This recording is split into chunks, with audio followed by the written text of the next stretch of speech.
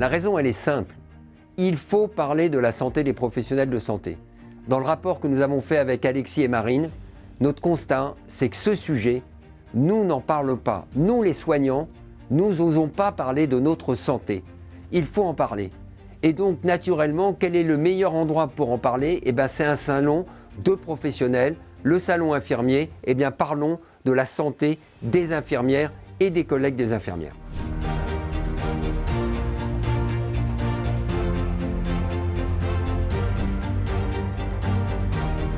Alors, l'espace santé des infirmiers a été conçu et pensé autour de 4 grandes thématiques. La première thématique, c'est celle de la santé physique.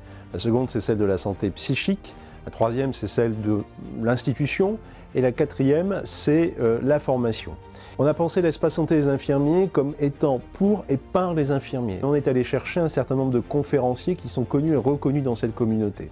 Je pense notamment à Louis Pipro, qui est l'homme en blanc, un producteur de contenu, un infirmier sur les réseaux sociaux. On a également Sandrine Baumann-Autin, qui est une chef pâtissière, autrice extrêmement reconnue dans le champ de la nutrition, alimentation, santé.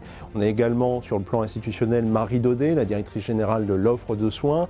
Et puis on a aussi Jérémy, l'infirmier anesthésiste qui est producteur de contenu, que tout le monde connaît avec les minutes de Jérém. Voilà un petit peu par exemple ce panel de conférenciers, et il y en a bien d'autres. On vous laisse quand même une petite surprise, mais toujours est-il qu'aujourd'hui, le message que je veux passer autour de cet espace santé des infirmiers pour le contenu, c'est de penser pour vous et par vous. Les suites, c'est que ça avance. Notre objectif avec Alexis et Marine, c'est pas lâcher le morceau. Nous avons des engagements de beaucoup de personnes, beaucoup de parties prenantes. Vous savez, c'est la première fois que nous avons constaté que toutes les parties prenantes, les fédérations, le libéral, le sanitaire, le médico-social, a décidé de prendre ce taureau par les cornes.